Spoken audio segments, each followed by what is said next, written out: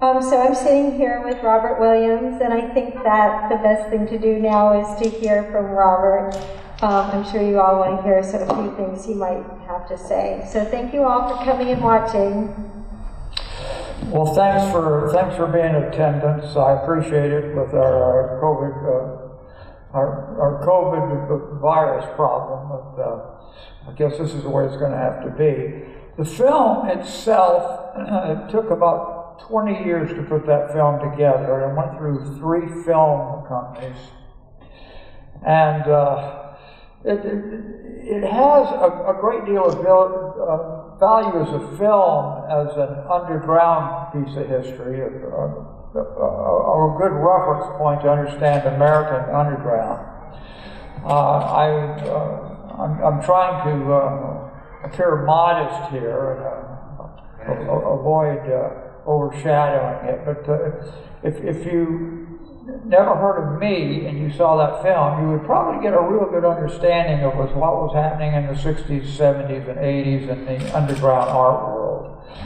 And I think that's the most important thing about that film. It's a little candid in places, but it gives you an idea of an art movement and a painting movement that actually took hold and led to Juxtapose magazine, which is a very, very successful magazine even to today.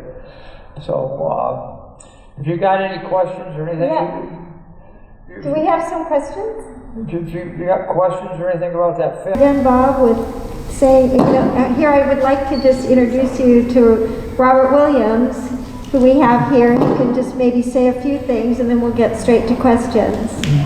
Well, as I said before, I really appreciate there being any audience at all at this filming because of the COVID virus, and I would like to express you're tolerating our technical business situation here.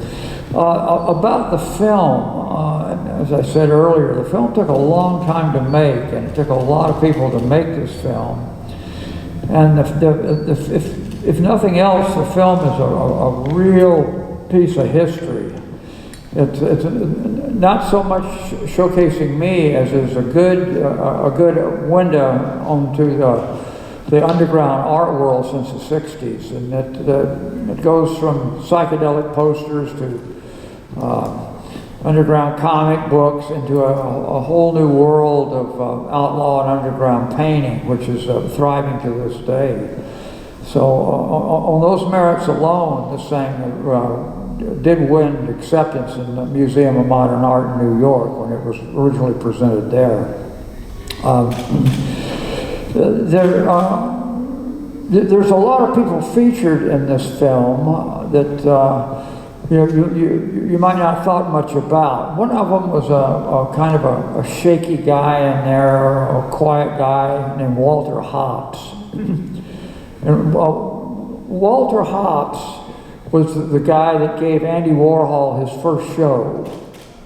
And he's the guy that brought Marcel Duchamp from France to give him his first show since the Armory show in 1913.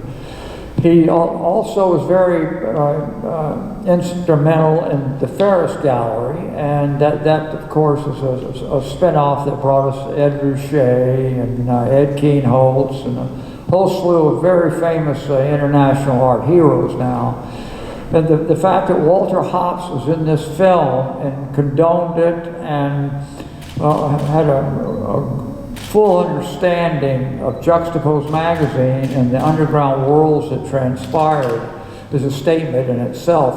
In fact, Walter Hopps in 1971 gave a Zap comic show at the Corcoran Gallery in Washington, D.C.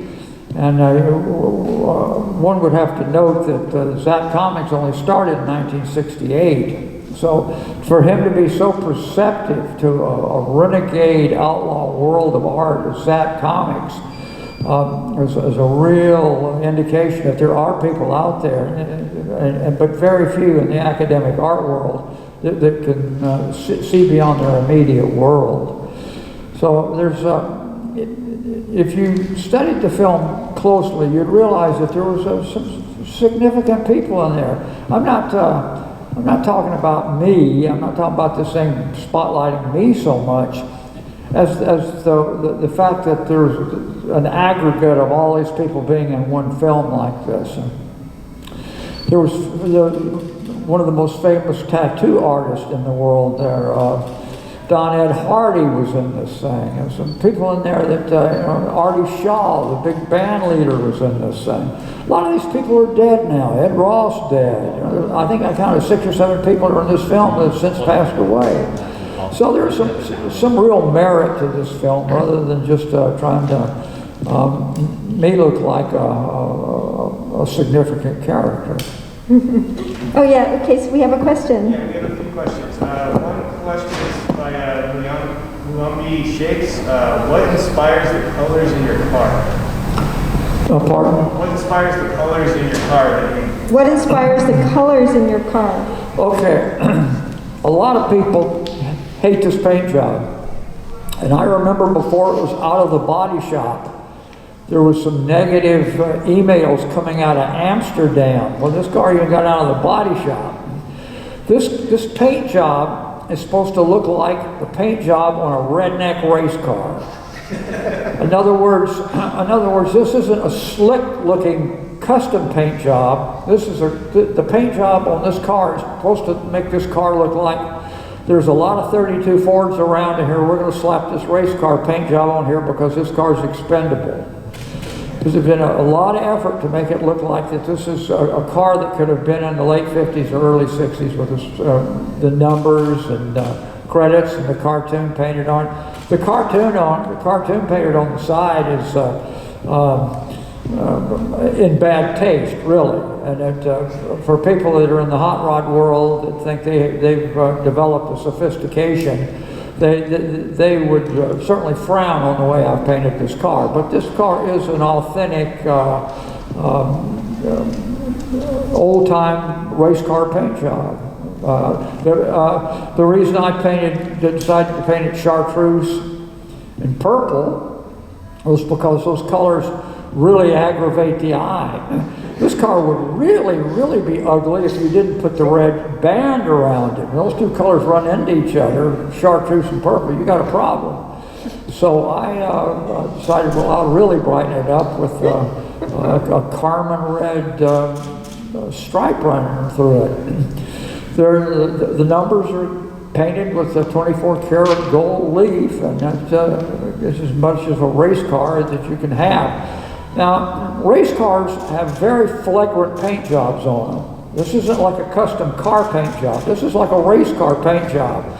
And the reason I painted it like a race car is because a race car paint job's got an enormous amount of energy. You're supposed to be seen from the grandstands. I don't know, I could go on for hours talking about the history of race car and World War I fighter plane heraldry, but I think I'd better stop it here. Okay, so Bob, we have a question. What painting are you most proud of? Well, I've painted close to 400 paintings. I'll tell you, they're all my children. So I guess the painting that excites me now is the one I'm working on now. So it's kind of hard to. I've done some paintings that are pretty pathetic, and I've done some I'm really proud of. But they all come from my womb, so I don't want to run any of them down. So, and here's another one regarding your painting. What is about painting that makes you want to do it every day? Well, I got to get those checks to the door. No, I'm addicted to it, and I tell you, when I was a young artist, I thought that I was going to be really slick and make it big. But as time went by, I realized that I'd better come down to earth and see what my future really going to be. But by that time, I learned to paint. And once you learn to paint, the craft owns you. You don't own the craft. You're not the master of the skill. The skill owns the individual that's indulging in it. I gotta paint. I can't, I don't have a tail to wiggle. I gotta fidget, and fidgeting is painting. My mind is continually festering on new ideas and how to set up compositions and colors at work. I can't stop that. There's no way in the world I can stop that.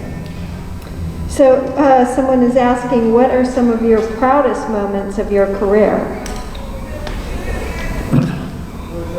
Well, I don't know. I've had some really good accolades. I've had some real success in New York, and been in the Whitney show, and I think the thing that I am the proudest of in my life is that I started and encouraged a lot of young artists to go down this path. Let me tell you, in the 60s, when I started painting realistically, no art school in the United States would tolerate tight realism. It was taboo to indulge in tight realism. And I struggled along, and there was only one other artist in the United States doing really tight realism, and that was a fella in New York. And later, when I talked to him, I said, "Well, what did you? Why did you quit doing tight realism?" He says, "Because the abstract expressionist ran me out of town, and that he had to move to Mallorca." So it just. My problem was, when I went to art school, I had already been poisoned by comic books, and movie posters, and pulp magazines, and girly magazines, and tattoo flash. So it was like a virus. I couldn't, I saw students do abstract expressions, and I saw accomplished abstract expressionists in one semester. Well, they could paint a painting faster than I could clean my palette.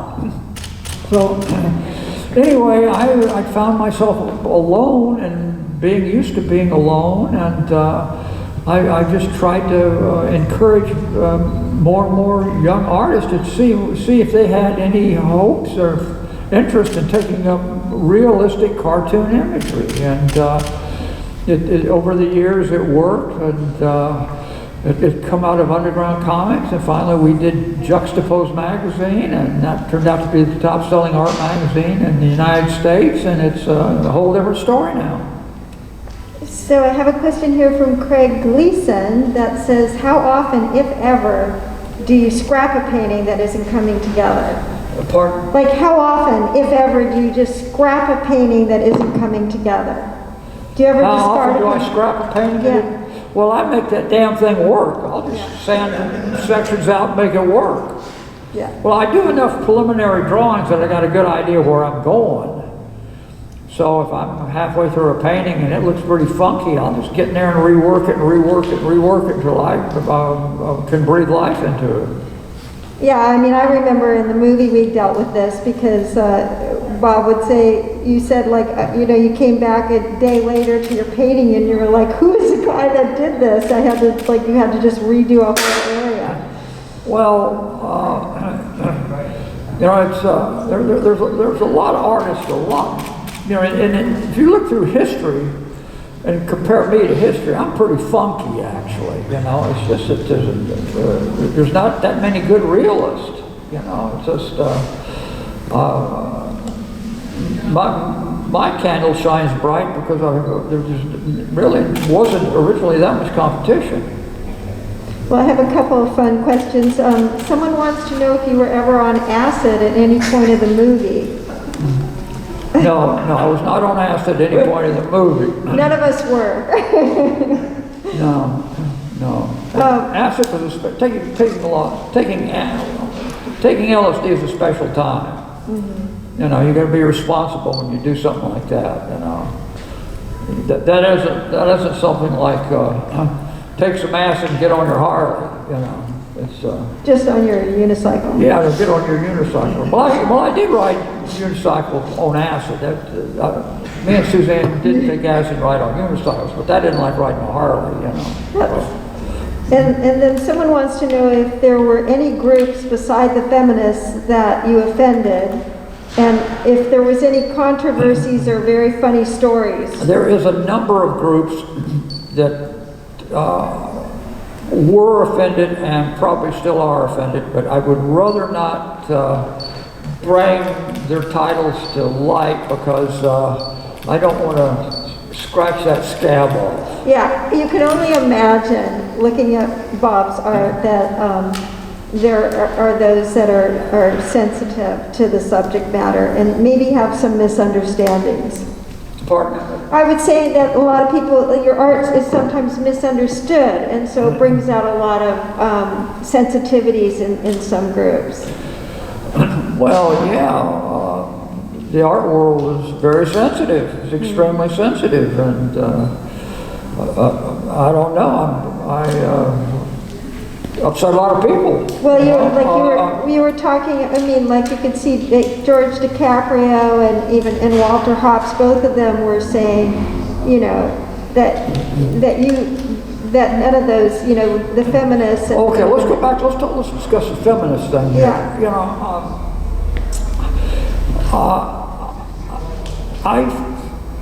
I don't think I could ever be an artist and not try to render the female form. And I've always had the feeling that beauty starts with the appreciation of women. To define beauty, aesthetics, if you go back to its essence, it's the female form.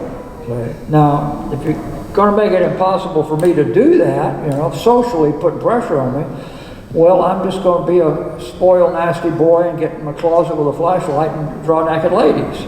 Okay?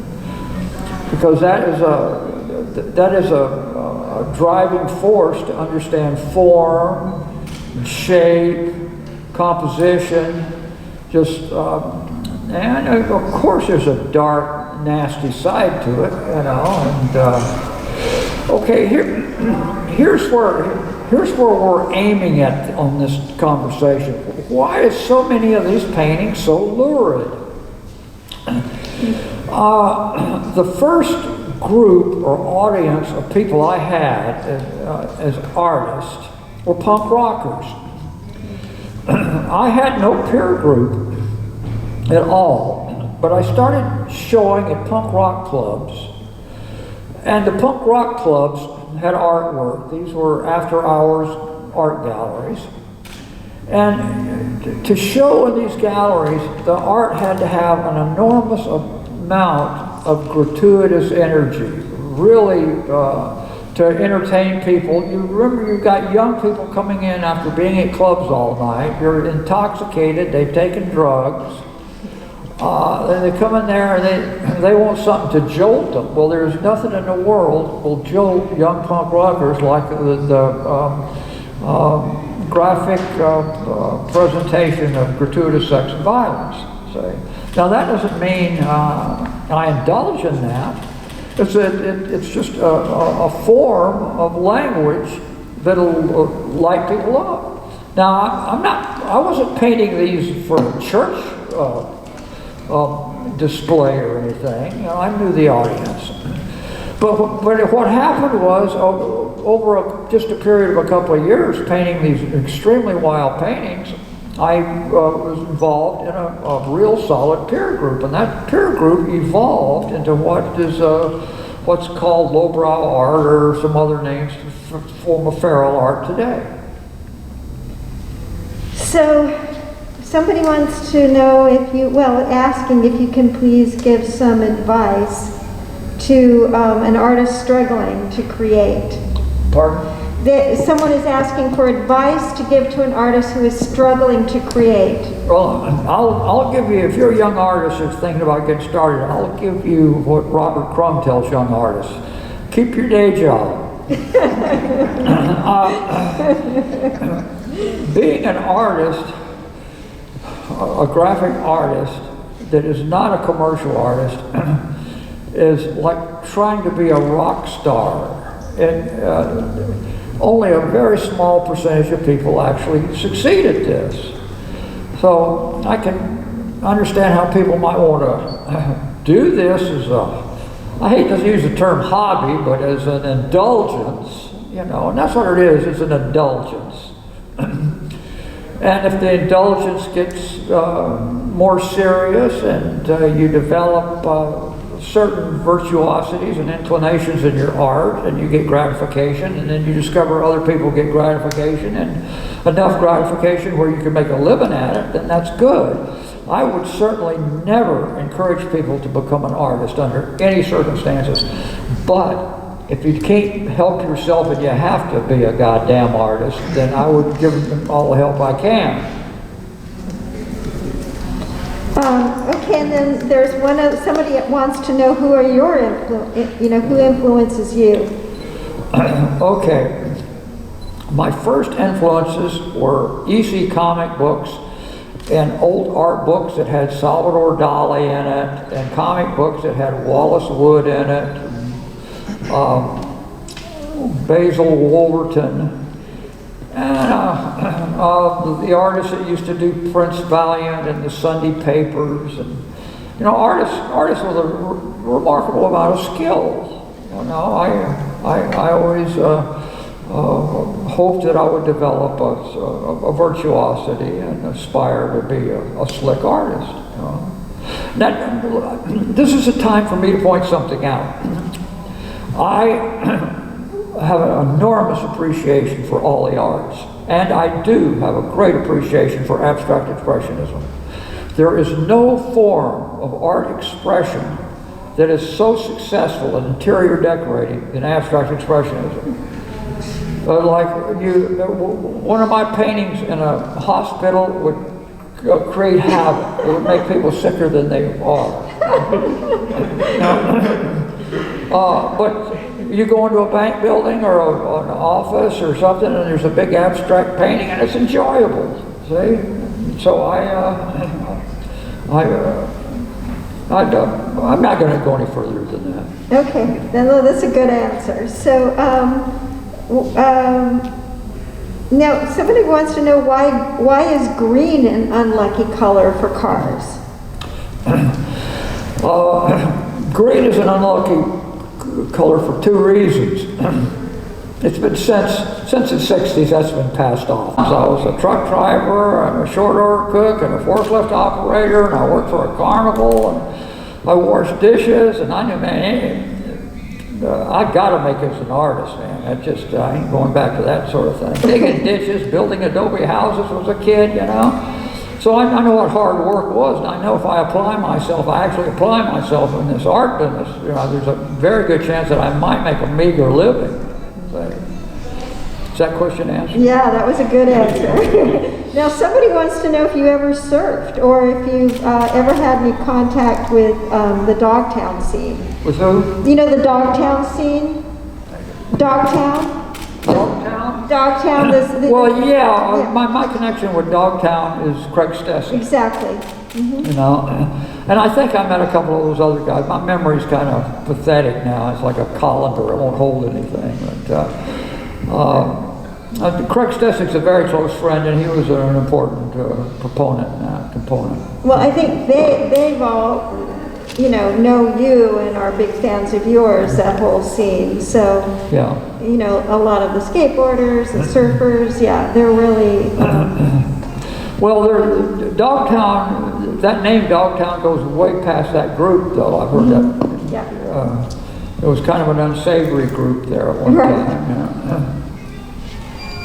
So, and you do know more than Craig, or? Well, I think I did. I saw the movie, and there's a bunch of people in there I knew.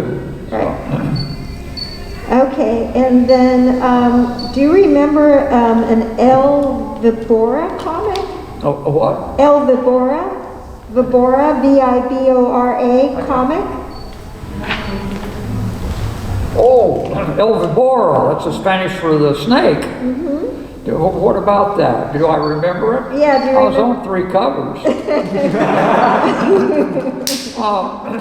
El Vibora, that's a rough publication, man. That come out of Barcelona, Spain. I can't remember the guy. That put it out. He's since passed away. But man, it has some rough material in it. But it also has some of the most incredible art in it. And it was one of the boldest comics coming out of Europe. And it was a real honor to be in it, you know. There were some slick European artists who were in that thing, but man, it couldn't have been more underground. And it had kind of a futurist touch to it, and it didn't shy away from sex and violence at all, you know. So, yeah, I know about El Labor. How are we doing for time? We've probably about 6 more minutes or so. Is there any other questions that people are dying to have answered? I just wanted to give a little shout out, you know, to Brennan for having this beautiful show.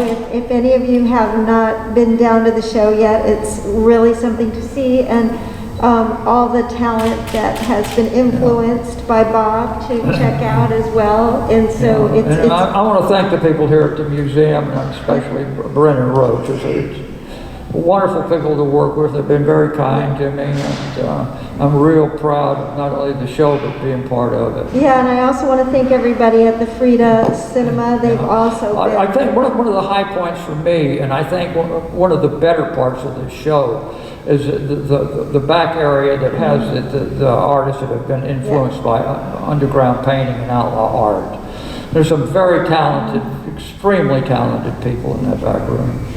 Yeah, I think it's been really wonderful for us to be here in Orange County, masked and safe, and the cinema, the Frida Cinema, in conjunction with the Orange County Center of Performing Arts here, Contemporary Arts, have done an amazing job. They have. Yeah, and we're just happy to be here and be a part, and hope that more people throughout the course of the month. Well, I hope that we've passed our virus here on culturally, and that they do more shows like this. Hopefully we have the good virus that's going to infiltrate things. So I don't know, Bob, do you want to wrap it up with anything else?